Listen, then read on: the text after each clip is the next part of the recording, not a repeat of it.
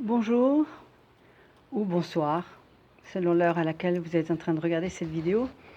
Eh bien, je voulais aujourd'hui vous exprimer quelques réflexions parce que je crois que nous sommes dans un moment, dans une période où il y a beaucoup de sentiments contrastés qui sont en train de se manifester. Je dois vous dire que si je réfléchis bien aujourd'hui, eh bien, je suis prise par différentes émotions. Probablement la première émotion, c'est la colère. Je ne vais pas faire semblant d'être un petit gourou sur son petit nuage, tout content et très fier de ne pas se laisser envahir par les émotions. D'une part parce que je crois que ce n'est pas correct, que ce n'est pas possible. Je crois que les émotions font partie de notre vie et je crois qu'il faut les accepter quand elles se manifestent. Il faut simplement apprendre à les gérer. Et dans cette période de déconfinement, puisque on en est encore là à une phase expérimentale, j'ai un sentiment de colère mêlé à un sentiment de tristesse, de déception, d'une profonde préoccupation, comme celle que je crois est partagée par de nombreux d'entre nous, de nombreux d'entre vous, parce qu'il est impossible aujourd'hui d'avoir les idées claires, d'une part sur ce que nous avons vécu, d'autre part sur ce que nous sommes en train de vivre, et enfin sur ce que nous allons vivre. Alors pour vous expliquer un peu pourquoi je fais cette petite présentation rapide et dans quel sens je veux la faire, eh bien alors je voulais d'abord vous dire que quand au mois de décembre 2019, je venais de terminer mon livre qui est un manuel sur le deuil, et c'est un livre qui m'a demandé énormément de travail, d'années de réflexion. Et il m'avait semblé qu'il était utile, puisque j'étais en train de travailler sur l'anthropologie de la mort, j'ai un autre livre qui est en cours, mais il me semblait, puisque je travaille beaucoup sur le deuil des adultes et le deuil des enfants, et Paddy et l'aventure de la vie fait partie de ce travail de recherche pour les enfants. Donc il m'était semblé qu'il était utile, non pas de faire un livre sur le deuil en plus, puisqu'il y a énormément d'excellents ouvrages sur ce sujet, mais de faire un livre qui soit un manuel d'application immédiate pour les personnes qui sont en deuil ou pour les personnes qui savent qu'elles vont affronter prochainement un deuil parce qu'elles ont une personne chère qui est gravement malade ou bien qui est d'un grand âge et que donc bien sûr l'inévitabilité de la fin de la vie se présente et donc on sait qu'il va falloir assumer, ou bien parce que simplement ça pouvait être aussi quelque chose que l'on pense pour soi-même et que l'on voulait donc se préparer à cet événement. Donc j'ai pensé qu'un manuel pratique recueillant une série d'informations et d'expériences que j'ai eues tout au long de ma vie, aussi bien dans le domaine professionnel que dans le domaine personnel, pouvait donc être utile. Donc au mois de décembre, pour vous expliquer un peu reprendre le fil de l'histoire, au mois de décembre, je finis ce manuel et je l'envoie à deux personnes qui me sont très chères, qui sont donc des amis et qui devaient participer d'une façon ou d'une autre, puisque j'avais demandé au docteur Jean-Jacques Charbonnier d'écrire la préface à ce livre, puisque bien sûr à l'intérieur de ce livre je parle aussi beaucoup de ses expériences et de son travail, et à une autre très chère amie qui est la doctoresse Constance Yverelone, qui est médecin palliativiste et qui travaille également avec le grand âge, en gériatrie, en long séjour. Voilà, donc j'avais ces deux amis qui étaient en train de me faire donc ce travail, et je reçois donc les deux magnifiques témoignages, donc la préface du docteur Charbonnier et la postface de la doctoresse Constance Yverelome. Et j'étais donc en train de redonner une dernière lecture quand arrive l'histoire du confinement. Voilà. Donc ce n'est pas tellement le confinement qui était en ligne de compte, c'était le fait que tout d'un coup, il y avait le virus. Et bien sûr, comme c'est un événement que personne d'entre nous n'avait bien sûr prévu, et que ça nous est tombé sur la tête sans aucune bien sûr préparation, et je me suis dit, mais je ne peux pas publier un livre de ce genre, je ne peux pas publier un manuel sur le deuil qui soit utile à tout le monde, à la population en général, en faisant abstraction de cette expérience unique que nous sommes en train de vivre, qui est donc l'époque du coronavirus. Et donc je me suis dit qu'il fallait rajouter un chapitre que j'ai intitulé très simplement « Le deuil au temps du coronavirus », sous-titre « Chapitre ouvert ». Pourquoi chapitre ouvert? Parce que nous sommes en plein deuil. Parce que pour beaucoup de personnes, c'est une situation de stress post-traumatique. Pour beaucoup de personnes, c'est quelque chose, c'est un événement qui va durer dans le temps, pour de nombreuses raisons. D'une part, parce qu'il y a différentes catégories, si vous voulez, de deuil et de personnes qui sont impliquées. Il y a d'une part les soignants, les médecins, infirmiers, personnel de l'assistance à tous les niveaux, aides-soignants, ambulanciers, etc., personnes de nettoyage dans les hôpitaux, toutes ces personnes qui se sont trouvées impliquées sur un champ de bataille contre un ennemi inconnu et sans aucune préparation et sans aucun moyen de protection, à l'aveuglette. Et donc ces soignants ont eux aussi de nombreux deuils à élaborer. Le deuil de nombreux de leurs collègues, de leurs compagnons de bataille, parce qu'il y a de très nombreux, aussi bien en France qu'en Italie, en Espagne et dans d'autres pays européens. Je ne parle que de l'Europe, bien sûr, ici. Il y a de nombreux personnels soignants qui sont morts. Laissons tomber le discours sur les causes réelles, parce que dire que quelqu'un est mort du Covid me semble un petit peu exagéré, un petit peu aventureux et un peu trop facile. Mais, enfin, ils sont morts dans ces circonstances à cause de leur travail et de leur engagement. Ils ont aussi un autre deuil à faire, qui est le deuil de leurs patients, avec peut-être pour beaucoup un sens de culpabilité pour n'avoir pas pu, pas réussi, pas su aider les personnes qui étaient sous leur responsabilité. Puisque un médecin a choisi cette profession parce qu'il veut soigner et si possible guérir. Et ils se sont trouvés parfois à faire des choix extrêmement douloureux.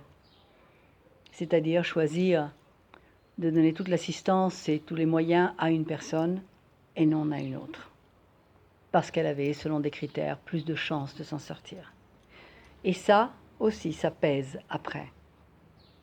Pas tellement sur la conscience, mais ça pèse sur l'histoire, ça pèse sur le vécu. Ce sont des cicatrices que l'on n'oubliera jamais. J'ai parlé avec de nombreux médecins qui étaient en larmes, certains, me disant, après 30 ans de travail, je n'ai jamais vu une expérience de ce genre, c'est pas possible. C'est pas pour ça que j'ai fait médecine.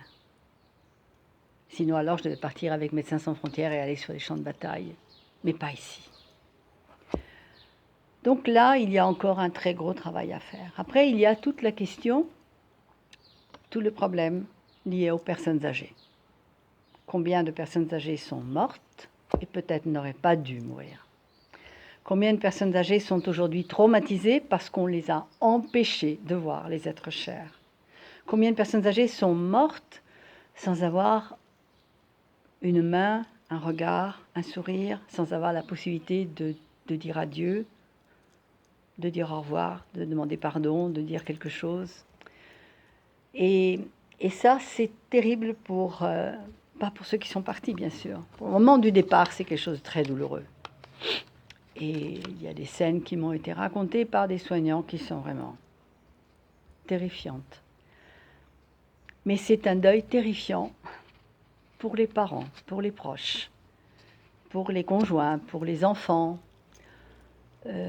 pour tous ceux qui ont été impliqués, qui ont vu partir un être cher et qui ne l'ont jamais vu revenir, et qui n'ont pas pu l'accompagner, qui n'ont pas pu être à côté, qui n'ont pas pu lui tenir la main, le regarder, lui sourire, lui dire au revoir, le caresser, et qui n'ont pas pu non plus participer, assister à une cérémonie religieuse ou laïque. Et là aussi, il y a des deuils qui sont très difficiles à faire. Et puis il y a le deuil d'une société, Parce que, vous voyez, ce qui est intéressant, c'est de voir que dans cette situation-là, nous sommes passés de deuil individuel à des deuils collectifs. Ce qui autrefois était le deuil de monsieur truc et de madame machin, aujourd'hui, c'est le deuil d'une personne que nous avons connue, parce que à l'intérieur du quartier, à l'intérieur du village, à l'intérieur de l'édifice dans lequel nous habitions, nous avons su, parce que bien sûr on était tous très attentifs à ce qui se passait, et donc tout ce qui se passait à l'intérieur d'une autre maison, d'un autre appartement, d'une autre réalité, devenait aussi une partie de nous-mêmes. Parce que quand nous avons été confinés, nous avons peut-être été amenés à avoir un regard sur les autres qui était tout à fait différent de ce que nous avions l'habitude de considérer comme étant un regard envers notre prochain. Et donc il y a eu, ça c'est le côté positif, cet intérêt vers l'autre, sortir de l'individu pour aller vers le collectif, un partage de ce qui était en train de se passer, une solidarité qui s'est créée, des compétences que chacun a mis à disposition des autres. Voilà, donc je crois que ça a été quelque chose d'extrêmement utile. Alors j'aurais beaucoup à dire. C'est ce que vous lirez dans ce livre quand il sera prêt. Je n'aime pas faire de la publicité avant que ce soit le moment. Je vous en parlerai quand il sera prêt à sortir. Ce que je voulais vous dire, c'est que j'ai été refeuilletée, par exemple, dans les livres du docteur Charbonnier. Il y a un livre qui a déjà un petit peu d'âge, qui s'appelle « Les 3 clés pour vaincre les pires épreuves de la vie », qui a été publié aux éditions Très Daniel. Et dans ce livre, donc les épreuves de la vie, et ça c'est en même temps une épreuve de la vie. Vous voyez, donc, lui-même disait, dans mes observations, la seule présence de l'accompagnant semble compter. Les mots et les longs discours sont inutiles, il faut être là, présent et disponible, totalement branché sur sa propre conscience intuitive qui privilégie l'instant T. Répondre aux questions lorsqu'elles sont posées, y répondre en toute honnêteté sans aucun mensonge. Il est vrai que certains malades ne veulent pas savoir où ils en sont, mais ceux-là n'ont en général aucun interrogatoire à nous soumettre. D'autres veulent la vérité et on ne doit rien leur cacher, pas même, et peut-être surtout pas, l'imminence de leur mort. La personne qui va mourir le sait, et la question qu'elle pose est une sorte de test de confiance. Donc il insiste sur cet accompagnement important. Et c'est justement cet accompagnement qui n'a pas été possible, cette présence indispensable qui n'a pas été autorisée. Et c'est dans certains endroits, il y a eu des soignants qui ont été extraordinaires et qui ont offert, qui ont mis à disposition leur portable pour permettre un appel et une dernière image, un dernier sourire, un dernier regard, même avec le respirateur, etc., pour que les familles puissent se dire quelques mots. Et ça, pareil, je trouve que c'est cette déshumanisation. Il y a dans un autre de ses ouvrages qui est dans Devenir hyper conscient, des capacités extraordinaires à la portée de tous, hein, c'est le dernier qui a été publié par le docteur Charbonnier. Il y a aussi un autre moment où alors naturellement je ne retrouve plus maintenant cette partie, mais ce qu'il dit dans ce livre, c'est il donne des conseils également en rappelant dans les expériences qui sont ensuite réalisées avec la TCH, combien chaque fois qu'une personne a eu cette possibilité, soit de vivre cette expérience de la transcommunication hypnotique, donc d'avoir une rencontre avec un être décédé très cher, ou bien les personnes qui ont eu l'occasion, à l'intérieur d'un contact avec un médium qualifié, bien sûr, eh bien, toutes ces personnes vous transmettent comme message un sentiment de paix, un sentiment de réalisation personnelle, un sentiment de bonheur, de joie. Seulement le problème aujourd'hui que nous affrontons, c'est le problème du deuil. C'est le problème des personnes qui sont ici aujourd'hui. Alors j'espère que bien sûr la lecture de tous ces livres qui existent, aussi bien ceux du docteur Charbonnier que ceux de la doctoresse Constance Hiver-Lhomme, qui a écrit 2 très beaux livres, dont je vous mettrai d'ailleurs la référence en dessous de cette vidéo. Je crois qu'il faut lire énormément, parce que c'est un des éléments de secours que peuvent avoir les personnes qui sont en deuil aujourd'hui. Je crois qu'il faut aussi laisser sortir sa colère, il faut laisser sortir sa tristesse, il faut permettre aux émotions de s'exprimer parce qu'elles sont partie intégrante de notre vie. Je crois qu'il y a eu beaucoup d'erreurs qui ont été commises. Je crois qu'il y a beaucoup de personnes qui ont des responsabilités à assumer dans cette immense situation, dans ce drame collectif que nous avons vécu et que nous vivons encore aujourd'hui. Je crois qu'il faut se permettre en même temps d'exprimer tout ce que nous avons comme ressenti et comme ressentiment, parce que nous sommes des êtres humains et que ces êtres humains, ils sont faits de chair, d'émotions, et pas seulement d'esprit et d'âme, et que donc il faut assumer cette incarnation dans laquelle nous nous trouvons. Et si aujourd'hui, eh bien, vous êtes en colère, vous êtes triste, dites-le, exprimez-le. Et si vous avez des éléments, des accusations ou des questions à poser, posez-les. Demandez que l'on vous explique, que l'on nous explique pourquoi les personnes âgées sont mortes de cette façon, pourquoi les personnes âgées sont encore aujourd'hui enfermées dans les maisons, dans les EHPAD ou dans les maisons de repos, avec des contacts très limités avec leurs proches, en sachant pertinemment que cet isolement dans lequel ils ont été placés apportait très souvent à certains d'entre eux une espèce de diminution de leur capacité cognitive, de rétrograder dans leur cheminement. En fin de compte, il ne s'agit pas de leur redonner 20 ans de moins, mais de leur permettre de vivre dans leur dignité de personnes, dans personnes âgées. Ce sont des personnes qui sont la mémoire de notre société, de nos familles, de nos relations.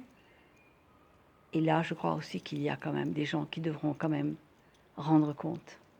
Alors, on en parlera peut-être plus précisément dans une autre vidéo, parce que je ne voudrais pas être trop longue. Mais c'est certain que j'avais quand même envie de vous exprimer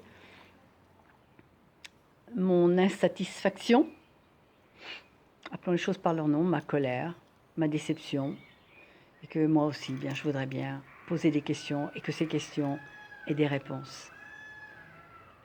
Maintenant, il est vrai que si vous avez la possibilité de dépasser votre colère, il faut d'abord la laisser s'exprimer, et puis ensuite aller chercher et comprendre ce que je sais, ce qui, comme nous qui travaillons dans ce domaine, savons parfaitement, c'est que toutes les personnes qui ne sont plus ici aujourd'hui, eh bien là où elles sont très bien. Il est certain que si vous avez une approche spirituelle, c'est beaucoup plus facile d'accepter ce qui est en train de se passer.